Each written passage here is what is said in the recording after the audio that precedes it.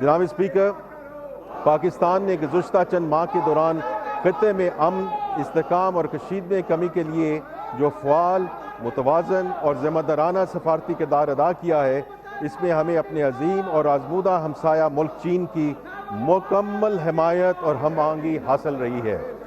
دونوں ممالک کے درمیان علاقائی امن اور استحکام کے لیے مشترکہ اور مربوط امن کوششوں پر مکمل اتفاق رائے اور گہری ہم آہنگی موجود ہے۔ جناب اسپیکر، پاک چین تعلقات ہماری خارجہ پالیسی کا اہم ستون ہے۔ یہ دوستی ہمالیہ سے بلند، سمندر سے گہری اور شہد سے میٹھی ہے۔ چین پاکستان کا سب سے اہم تجارتی شراکت دار ہے۔ یہ تعلق ایک ایسی اسٹریٹجک شراکت داری کی شکل اختیار کر چکا ہے جو محض حکومتوں تک محدود نہیں بلکہ دو اقوام کے دلوں اور تقدیر سے جڑا ہوا رشتہ ہے۔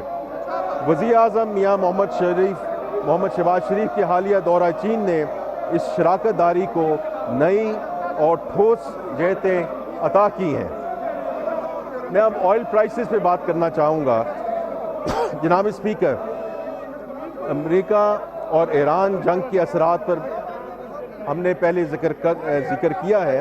اس جنگ کی وجہ سے پیٹرول اور ڈیزل کی بین الاقوامی منڈیوں میں قیمتوں میں کچھ ربع اضافہ ہوا۔ ہر گھر کے بجٹ پر نیا اور غیر متوقع دباؤ آیا۔ یہاں یہ سمجھنا انتہائی اہم ہے کہ پیٹرول اور ڈیزل کی مقامی قیمتیں عالمی منڈی کی پوری شدت کا اظہار نہیں تھیں۔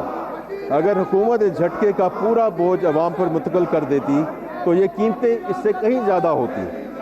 اسی لیے وزیر اعظم پاکستان کی ہدایت پر حکومت نے 128 ارب روپے کی عمومی سبسڈی کے ذریعے عوام کو براہ راست ریلیف دیا۔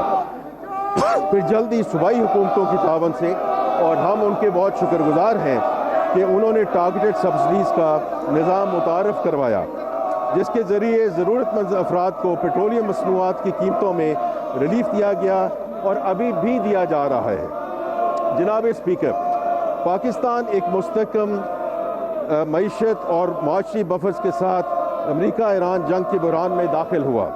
اس بحران میں جہاں خطے اور دنیا کے دیگر کئی ممالک میں ایندھن کی قلت، پیٹرول پمپس پر لمبی قطاریں اور ایکسچینج ریٹ میں گراوٹ دیکھی گئی، اور ہم سے بہتر وسائل کے حامل بعض ملکوں کو عالمی مالیاتی اداروں کے پاس بھی جانا پڑا، وہاں پاکستان میں حکومت کے بروقت اور مدبرانہ فیصلوں اور مضبوط معاشی بفرز کی وجہ سے ایندھن کو کوئی قلت اور ریشننگ نہ ہوئی۔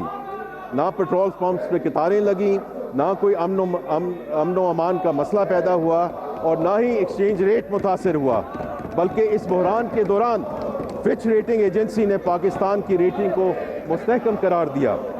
جناب اسپیکر، ہمیں اس حوالے سے عوام کو پیش آنے والی مشکلات کا ادراک ہے۔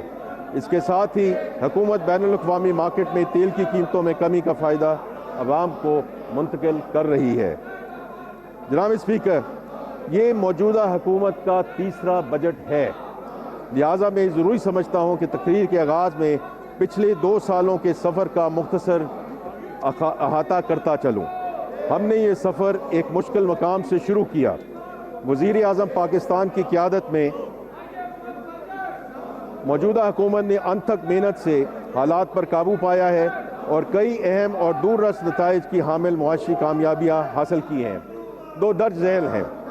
اللہ تعالیٰ کے فضل و کرم سے موجودہ مالی سال میں سیلاب سے ہونے والے نقصانات اور امریکہ ایران جنگ کے باوجود ہماری معاشی شرح نمو 3.7% تک پہنچ چکی ہے۔ ہماری بڑی صنعتوں کی پیداوار صلاحیت بڑھ رہی ہے۔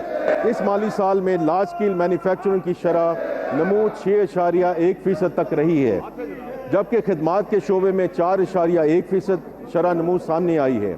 ایل ایس ایم اور خدمات کی شعبوں کی شرح نمو پچھلے 4 سالوں کی بلند ترین سطح پر ہے۔ الحمدللہ ہماری معیشت کا حجم 452 ارب ڈالر تک پہنچ چکا ہے، جو ہماری معیشت کا ایک نیا سنگ میل ہے۔ جی ڈی پی کے حجم میں اضافے کی وجہ سے ہماری فی کس آمدن پچھلے سال کے 1751 ڈالر سے بڑھ کر 1901 ڈالر ہو گئی ہے۔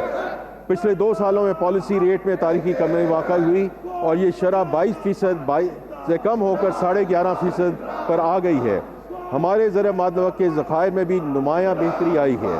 یہ 3 سال قبل $4 ارب سے کم تھے اور جو اب بڑھ کر $17 ارب سے زائد ہو چکے ہیں، جو کہ تقریباً 3 مہینوں کی درآمد کے لیے کافی ہیں۔ ترسیلات زر بھی نئی بلندیوں کو چھو رہی ہیں۔ پچھلی مالی سال کے $38 ارب کے مقابلے میں اس مالی سال کے پہلے 11 ماہ میں ترسیلات کا حجم $38 ارب تک پہنچ چکا ہے۔ انشاءاللہ اس سال بھر کی ترسیلات $41 ارب سے تجاوز کر جائیں گی، جو کہ ہماری تاریخ کی بلند ترین سطح ہوگی۔ ABR کے ٹیکس ٹو GDP شرح مالی سال 22-23 میں 8.5% سے بڑھ کر 10.3% تک پہنچ چکی ہے، یعنی صرف 3 سالوں میں ملکی معیشت کے تناسب سے ٹیکسوں کی شرح میں تقریباً 2% کا نمایاں اضافہ ہوا ہے۔ ان اقدامات کے نتائج ہمارے مالیاتی استحکام میں بھی نمایاں نظر آتے ہیں۔ ہمارا مالیاتی خسارہ جون 2023 میں GDP کا 7.8% تھا۔ موجودہ مالی سال کے اختتام میں یہ 4% تک آ جائے گا۔ 2 سال قبل ہماری پرائمری بیلنس میں GDP کے 0.7% کے برابر درپیش تھا۔ موجودہ مالی سال میں ہم پرائمری بیلنس کو 1.6% کے سرپلس تک لے آئے ہیں۔ اس طرح پرائمری بیلنس میں GDP کے حساب سے 2.3% کی بہتری آئی ہے۔ پچھلے مالی سال میں افراط زر کی شرح گزشتہ سال کی 23.4% سے کم ہو کر 4.5% تک آ گئی تھی۔ موجودہ سال کے دوران بھی ایران امریکہ جنگ کے باوجود بھی مہنگائی کی اوسط شرح تقریباً 7% رہنے کی توقع ہے، جو کہ موجودہ مالی سال کے تخمینہ 7.5% سے کم ہے۔ حالیہ مہینوں میں افراط زر کی شرح میں اضافہ ہوا ہے، جس کی بنیادی وجہ مشرق وسطیٰ کی کشمکش ہے۔ انشاءاللہ جنگ کے بادل چھٹے تو مہنگائی کی شرح بھی کم ہو جائے گی۔ ہمارے معاشی اور مالیاتی استحکام کی وجہ سے ہماری معیشت پر عالمی ترقیاتی اور مالیاتی اداروں کا اعتماد بڑھا ہے، اور دنیا کی بڑی ریٹنگ ایجنسیز موڈیز، فچ اور S&P نے پاکستان کی ریٹنگز کو اپ گریڈ کیا، جس سے ہماری کریڈٹ ریٹنگ مستحکم ہوئی۔ جناب اسپیکر، اسی اعتماد کا نتیجہ ہے کہ پاکستان 2022 کے بعد پہلی مرتبہ بین الاقوامی بانڈ مارکیٹ میں واپس آیا۔ 4 سال میں پاکستان نے پہلی مرتبہ $750 ملین یورو بانڈ کا کامیابی سے اجرا کیا۔ عالمی غیر یقینی صورتحال کے باوجود ہماری بانڈز کی طلب مستحکم رہی۔ اس کا تسلسل ہمیں پچھلے ماہ نظر آیا، جب پاکستان نے پاک چین سفارتی تعلقات کی 75ویں سالگرہ کے موقع پر ملکی تاریخ کا پہلا پینڈا بانڈ جاری کیا، جس کی مانگ ہماری پیشکش سے 5 گنا زیادہ تھی۔ یہ 2.5% مارک پر جاری کیا گیا۔ اس طرح پاکستان دنیا کے دوسرے بڑی معاشی نظام کا حصہ بن گیا۔ جناب اسپیکر، معاشی بہتری کے پاکستان اسٹاک ایکسچینج پہ بھی مثبت اثرات مرتب ہوئے ہیں۔ اس بہتری کے پیچھے پاکستان کے کارپوریٹ شعبے کی بہتر کارکردگی ہے۔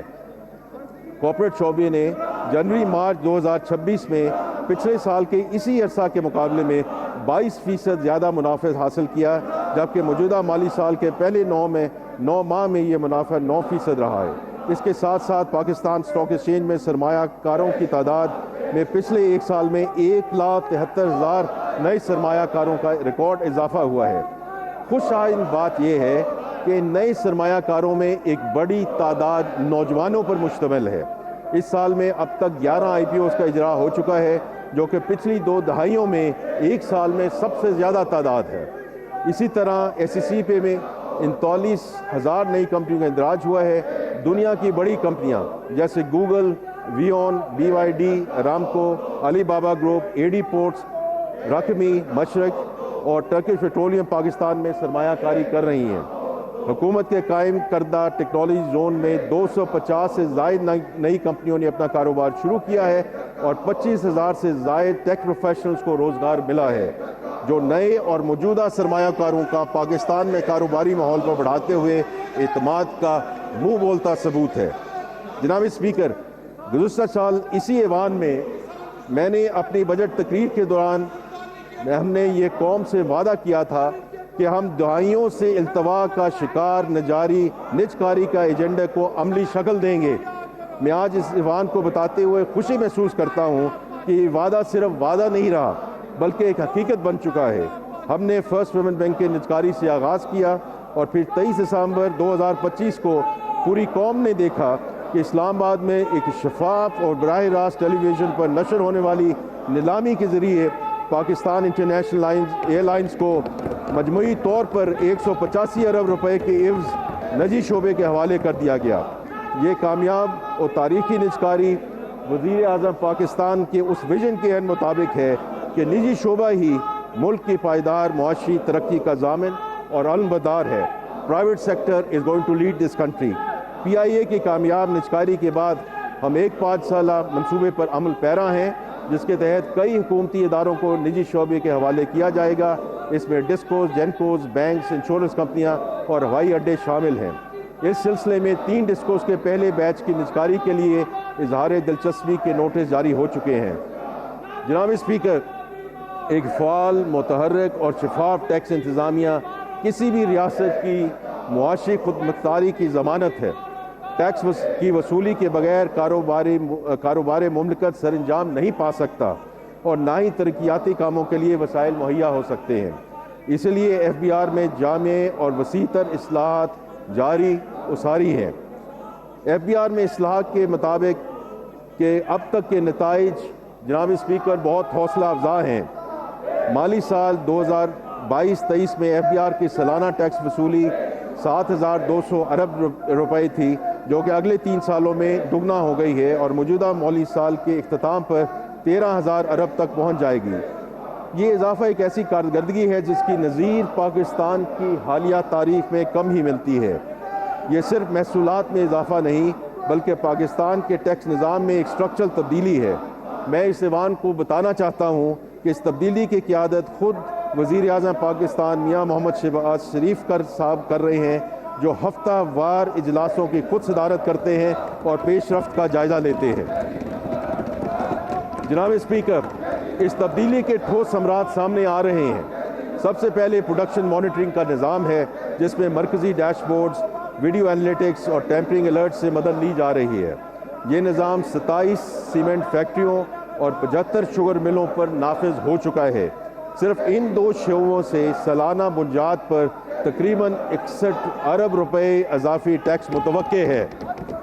اس کے علاوہ آرٹیفیشل انٹیلیجنس اور مشین لرننگ پر مبنی کمپلائنس رسک مینجمنٹ کا نظام 840 سے زائد ہائی رسک کیسز کی نشاندہی کر چکا ہے، جن کا متوقع ٹیکس امپیکٹ تقریباً 34 ارب روپے ہے۔ اس طرح فیسلیس کسٹمز اسیسمنٹ کے ذریعے ہم نے امپورٹر اور کسٹم افسر کے درمیان براہ راست رابطے کو کم کیا ہے، جس سے نہ صرف پر کنسائنمنٹ محصولات میں اضافہ ہوا ہے بلکہ ہراسانی یا آپ ہراسمنٹ کی سمجھ لیں اور رشوت کے امکانات بھی کم ہوئے ہیں۔ جناب اسپیکر، آنے والے مہینوں میں پروڈکشن مانیٹرنگ کے نظام کو نئے شعبوں تک توسیع دی جائے گی، جن میں ٹیکسٹائل، مشروبات، آئرن اینڈ اسٹیل، گھی اور خوردنی تیل، ٹائرز، پیپر اینڈ بورڈ اور دیگر شعبے شامل ہیں۔ یہ توسیع ملک کی منظم صنعت کے ایک بڑے حصے کا احاطہ کرے گی۔ جناب اسپیکر، ان تمام اصلاحات اور اقدامات کا حتمی مقصد ایک ایسے ٹیکس نظام کا حصول ہے جو منصفانہ ہو، جس میں ایماندار ٹیکس دہندہ پر کم بوجھ پڑے، جو ڈیٹا کی مدد سے ٹیکس چوری کے واقعات کا سدباب کرے اور انسپیکٹر کی سوادید اور آربیٹری ایکشن کی بجائے ڈاکومنٹیشن اور کمپلائنس کے ذریعے محصولات میں اضافہ ممکن